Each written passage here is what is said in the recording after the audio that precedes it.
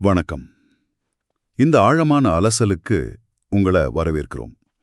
இன்னைக்கு நாம வள்ளலாரோட திருவருட்பாவிலிருந்து பிள்ளைப்பெரு விண்ணப்பம் அதுல சில முக்கியமான வரிகளை பார்க்க போறோம். ஆமா. இந்த வரிகள் வள்ளலாரோட அந்த எல்லையில்லாத கருணை, அந்த ஜீவகாருண்யம்னு சொல்றோமே, அத ரொம்ப அழகா காட்டுது. கரெக்ட். நம்ம நோக்கம் என்னன்னா, அந்த வரிகள்ல இருக்கிற அந்த உணர்வை புரிஞ்சுக்கிறது. எப்படி அவர் எல்லா உயிரையும் தன்னுயிரா நினைச்சாருன்னு பாக்குறது. நீங்க சொல்றது ரொம்ப சரி. இது அருட்பெருஞ்சோதி ஆண்டவன்கிட்ட வள்ளலார் பேசுற மாதிரி இருக்கு. வெறும் வார்த்தை இல்ல அது. இல்ல, அவரோட ஆன்மாவோட குரல். ஜீவகாருண்யம், அதாவது எல்லா உயிர் மேலேயும் ஒரு ஒப்பற்ற இரக்கம், எல்லாத்துலயும் தன்னைய பாக்குறது. இது ரொம்ப தெளிவா தெரியுது இதுல. வெறும் தத்துவம் இல்ல, வாழ்ந்து பார்த்த அனுபவம். சரி, அப்ப ரொம்ப பிரபலமான வரியில ஆரம்பிக்கலாமா? வாடிய பயிரை கண்டபோதெல்லாம் வாடினேன். யோசிச்சு பாருங்க இத. ஒரு செடி வாடுனா அதுக்கே வாடுறாரு. ஆமா, அதுக்கே தானும் வாடுறான்னு சொல்றாரு. எவ்வளவு ஒரு ஆழமான பிணைப்பு பாருங்க. ஆமா. இதே உணர்வு மனுஷங்க பக்கம் வரும்போது இன்னும் தீவிரமா இருக்கு.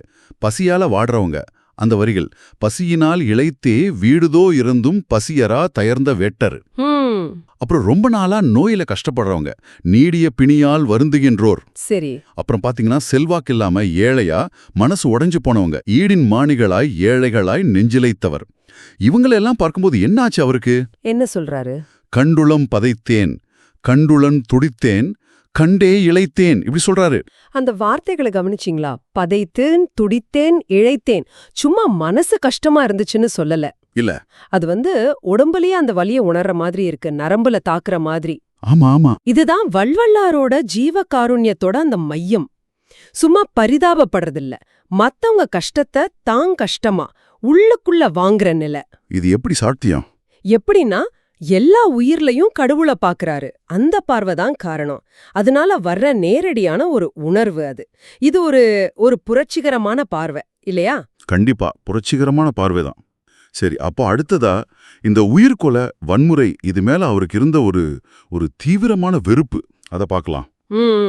குறிப்பா அந்த சிறிய தெய்வங்கள் பேர்ல நடக்கிற பலி, அதை பத்தி பேசுறாரு. நளிதரு சிறிய தெய்வமென்றையோ நாட்டிலே பல பெயர் நாட்டி பழிதர ஆடு பன்றிக்கு குடங்கள் பழிக்கடா முதனிய உயிரை ஆமா பொலிவுற கொண்டே போகவும் கண்டேன்னு சொல்றாரு. இதையெல்லாம் பார்க்கும்போது அவருக்கு எப்படி இருந்துச்சுன்னா, ஒரு வேதனை, ஒரு பயம் கூட வருது. என்ன சொல்றாரு? புந்தி நொந்து உளநடுக்குற்றேன், அப்புறம் களியுறு சிறிய தெய்வ வெங்கோயில் கண்ட காலத்திலும் பயந்தேன் அப்படிங்கிறாரு. இது வெறும் விலங்குகளை கொல்லாதீங்கன்னு சொல்றது மட்டும் இல்ல. இல்ல, கருணையே இல்லாத இந்த மாதிரி உயிர் பலி கேக்குற மத சடங்குகளை அவர் எப்படி பார்த்தாருங்கிறத காட்டுது. அவர் கொண்டு வந்த சுத்த சன்மார்க்கம்னு சொல்றோமே, அதாவது ஜாதி மதம் சடங்கு இதெல்லாம் தாண்டி ஜீவ காருண்யத்தை மட்டும் மையமா வச்ச ஒரு நெறி. அதுக்கு இது நேர் எதிரானதுன்னு நினைச்சாரு. எவ்வளவு ஒரு கூர்மையான பார்வை பாருங்க. அது மட்டும் இல்ல, சொல்லுங்க, உயிர்களை பிடிக்க பயன்படுத்துற கருவிகள், வலை, தூண்டில், கண்ணி, அதெல்லாம் சொல்றாரு. மண்ணினில் வலையும் தூண்டிலும் கண்ணி வகைகளும் கண்டபோதெல்லாம் அத பார்த்தாலே போதும், என்னாகுது, எண்ணி என் உள்ளம் நடுங்கிய நடுக்கம்ங்கிறாரு.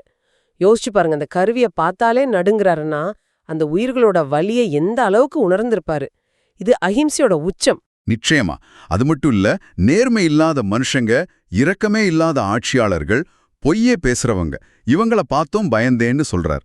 ஆமா, அந்த வரிகள், நடுநிலையில்லா கூட்டத்தை கருணை நன்னிடா அரையறை, அப்புறம் கெடுநிலை நினைக்கும் சிற்றதிகார கேடரை, பொய்யலால் கிளத்தா படுநிலை எவரை பார்த்த போதெல்லாம் பயந்தனன். ஆமா, கடைசியா அவரு சொன்ன அந்த சுத்த சன்மார்க்க நெறிக்கு மாறா இந்த உலகம் நடக்கிறத பார்த்து பயந்தேன்னு சொல்றார். சுத்த சன்மார்க்கம் விடு நிலை உலக நடையலாங் கண்டே வெறுவினேன் எந்தாய். இங்க இந்த பயம், வெறுவுதல் அப்படிங்கிற வார்த்தைகளை நாம கொஞ்சம் கவனிக்கணும். இது சும்மா நமக்கு வர்ற பயம் மாதிரி இல்ல, வேற மாதிரி. ஆமா, உலகத்துல கருணை, உண்மை, நீதி இதெல்லாம் குறைஞ்சு போகுதேன்னு அவர் பட்ட ஆழமான துயரம், ஒரு ஆன்மீக வேதனைன்னு சொல்லலாம். இதோட வெளிப்பாடுதான் இது. ஓ, சரி. அதாவது ஆன்மீக தேடல்ங்கிறது சும்மா தனி மனுஷனோட முக்தியோட நிக்கல. அது சமூக நீதி, கருணையான நிர்வாகம், இது கூடலாம் சேர்ந்ததுங்கிற வள்ளலாரோட அந்த முழுமையான பார்வை தெரியுது. புரியுது. தனி மனித ஆன்மீகமும் சமூகாரமும் ஒண்ணுக்கொன்னு சம்பந்தப்பட்டதுன்னு சொல்றாரு. ஆமா, பிரிக்க முடியாதுன்னு சொல்றாரு. அப்போ நாம இன்னைக்கு பார்த்த இந்த வரிகள் வள்ளலாரோட அந்த எல்லையே இல்லாத, யாரையும் ஒதுக்காத, எல்லாத்தையும் ஏத்துக்கிற ஒரு பச்சாதாபத்தை காட்டுது. கண்டிப்பா. ஒரு பயிர்ல இருந்து பசியில வாழ்ற மனுஷன் வரைக்கும், நோயில இருக்கிறவங்கள இருந்து பலி கொடுக்கப்படுற விலங்கு வரைக்கும் எல்லாத்தோட கஷ்டத்தையும் தன் கஷ்டமா உணர்றது. அநீதியையும் வன்முறையையும் பார்த்து ரொம்ப வேதனைப்படுறது. இதுதான் வள்ளலாரோட ஜீவகாருண்ய பார்வையோட சாரம். சரி, இப்போ உங்களுக்கான கேள்வி. இதுல இருந்து நீங்க எடுத்துக்கிட்ட முக்கியமான விஷயம் என்ன?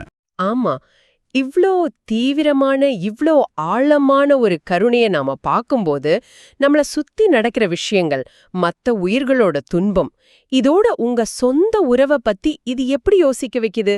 வள்ளலாரோட மனநிலையோட ஒரு சின்ன கீத்து தான் இது. கடைசிய ஒரு சிந்தனைக்கு, எல்லா உயிர் மேலேயும் வள்ளலார் காட்டின அந்த உணர்வுல ஒரு சின்ன அளவுக்காவது நாம வளர்த்துக்க முடிஞ்சா? ஒரு சிறு துளி. ஆமா, ஒரு சிறு துளியாவது அதை நாம வாழ்ற முறையும் இந்த உலகத்தோட நமக்கு இருக்கிற உறவையும் அடியோட மாத்தாதா? நிச்சயமா மாத்தும். இது நீங்க தொடர்ந்து யோசிக்க வேண்டிய ஒரு விஷயம்.